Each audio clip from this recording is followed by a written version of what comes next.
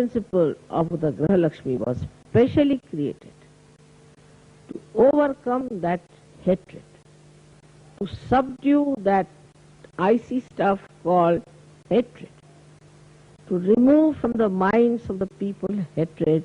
This Gruhalakshmi principle was created. How? In the family, when you have a household, the Gruhalakshmi principle has to subdue the hatred between the children, between the husband and the children. But if she herself enjoys her hatred, then how can she subdue it? She is the source of that peace which subdues hatred. Now in India we have joint families. You too have relations like uncles, aunties, this, that. The housewife's job is to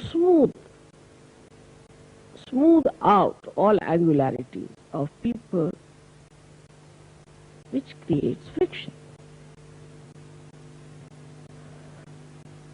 Now the man has to worship a housewife. He said so, yatra narya pujyante tatra ramante devata. Wherever the housewife is respected, there only the gods reside. In our country, I must say, credit must go to the housewives. Because we are no good for economics, no good for politics, administration, hopeless. Men folk are useless. They don't know any household work or anything. Women have kept it to themselves. But our society's first class is maintained by the women of the household. So the man has to respect the housewife. That's very important. If he does not respect his housewife, there's no possibility of any Gruhalakshmi Tattva being maintained. It's like the preservation of that principle of a housewife. But some men, many of them, think that it is their birthright to ill-treat their wives, to torture them, to say all kinds of things, to be angry, if she is a good woman. But if she is a nagger, if she is a bhoot, then they are subdued, completely subdued. If the wife is a bhoot, then the husband always tries to please her and be extremely kind to her. He knows she is a bhoot after all, be careful. Don't know what time the bhoot will come like a snake on you. And if she knows how to nag or to argument, then also they are afraid. There's no love. They have no love or respect for her. But they have an awe, a fear. And they are afraid of such a woman. Now some women think if they become flirtish, then the husband are better controlled. But their basic principle they lose. The basic Shakti that they have, they lose. And they land up in difficulties. So, the basic principle of a Gruhalakshmi is to respect her chastity. To respect her chastity. Outside, inside. That is the steadiness of it. Of course, most of the men take advantage of it. If the wife is docile or obedient, they make it a point that they just rule the wife left and right. All right? But this woman, the housewife, has to know that she is not docile. She is obedient to her own righteousness, to her own virtues, to her own qualities. If the husband is stupid, all right, he's stupid like a child, finished. But the husband has to know that he must respect, otherwise he is a lost case, he's finished. He's good for nothing. first thing is that you must see the woman in the household is respected as a Gruhalakshmi. Then the blessings flow. But in no way he should insult her or be unkind to her and raise his voice or say things to her. But the wife has to be the one who is to be respected. I have so many times said, your wife is dominating, give her 2 slaps on the face, of course, no doubt. She has not to be dominating. She has to remove the dominating forces of others. She is the source of peace. She is the source of joy. And she is the peacemaker. If she is the one who creates problems, then you can slap her nicely, bring her to her shape. It's all right. So it's a Gruhalakshmi Tattva is mutual. It doesn't depend only on the wife or the husband, but both of them. So once if you are making your wife suffer, your left Nabi can never improve. Or if you are a bad wife, your left Nabi cannot improve.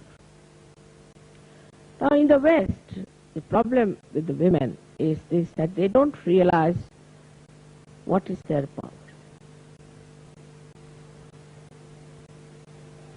An 80-year-old woman also would like to look like a bride. They do not feel their dignity and enjoy their dignity within themselves.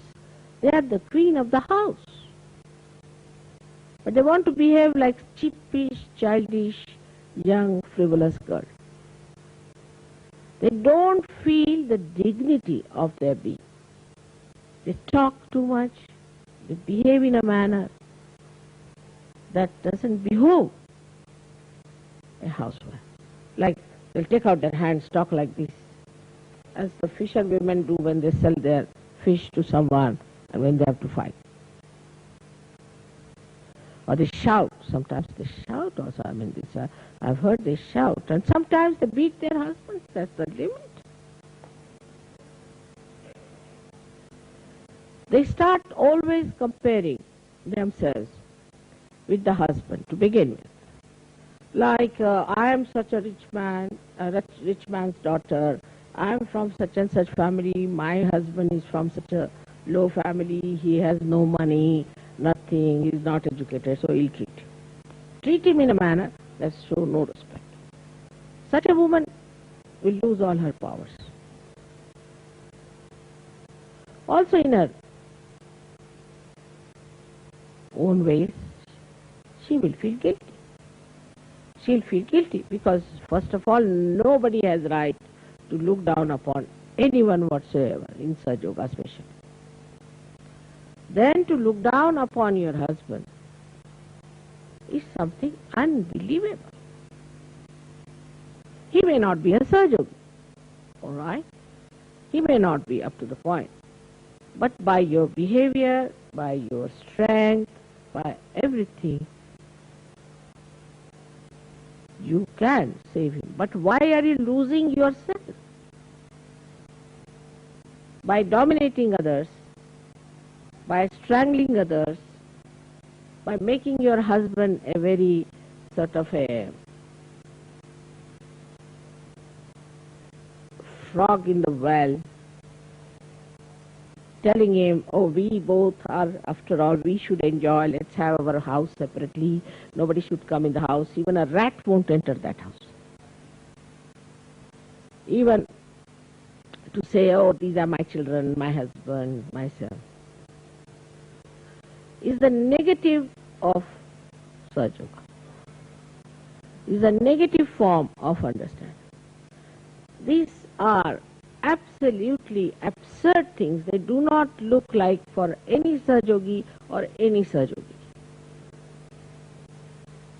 All this kind of selfishness, all this kind of seclusion is against Sahaja Yoga.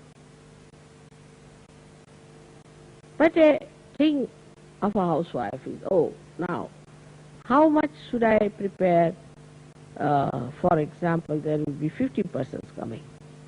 So the husband says, but only 10 are coming. Why do you want to have for 50 persons? But maybe they would like to eat more. But then why do you have 50 plates? Maybe they might bring their friends. So she thinks of her generosity. She enjoys her generosity. I have known many like that. Those who say are not even such yoginis. They'll say, then, will you come, sister-in-law, will you come for dinner? Oh, I'm not coming. You cook too many things. Not coming. No, I'll cook very few things, but please come. Then she just starts thinking immediately, what vegetables are available in the market?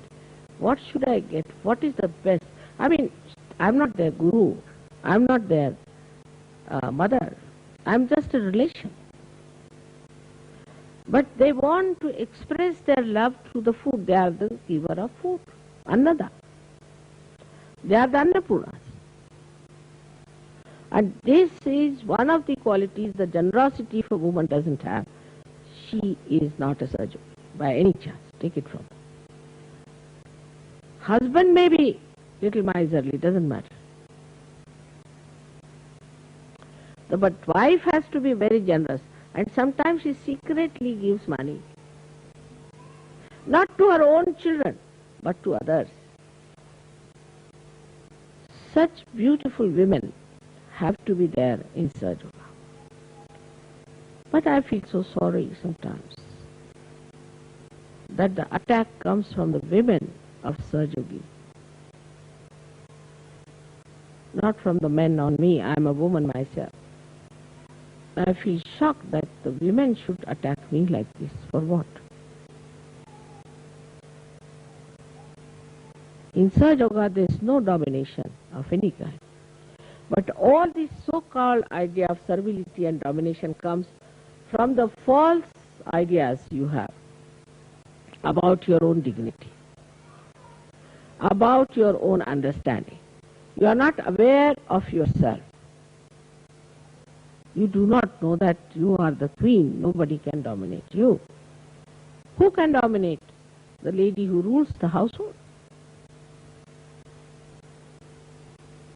If supposing the husband says, I don't like this color, all right, leave it for a while. Then somebody will come and say, what a nice color. He'll say, such a nice color. Oh, don't change it. The woman must understand the men. They have big eyes. They are not microscopic. They see everything in a big way, you see. So today they will say something. Tomorrow they will forget about it. And they don't have microscope. They are too above these things. They are above these things. You must understand them as they are. But if he sits on the horse, I must also sit on the horse and fall down. If he goes for skiing, I'll also go for skiing. If he develops his muscles, I'll also develop my muscles. It is coming to that point. I mean, women start looking like nothing on earth. You don't know what sort of women these are with big, big muscles. You without any moustaches.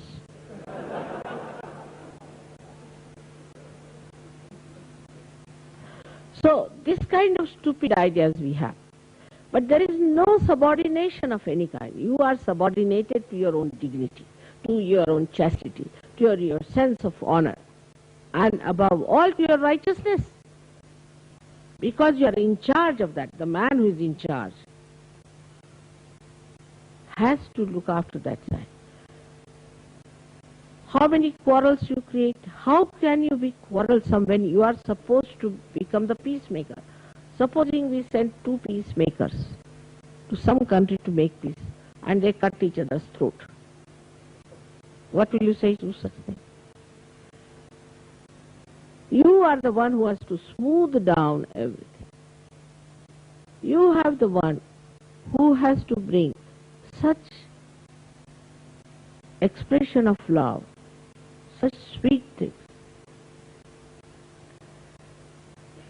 that the family itself feels rested in you, secured in you, because you are the mother.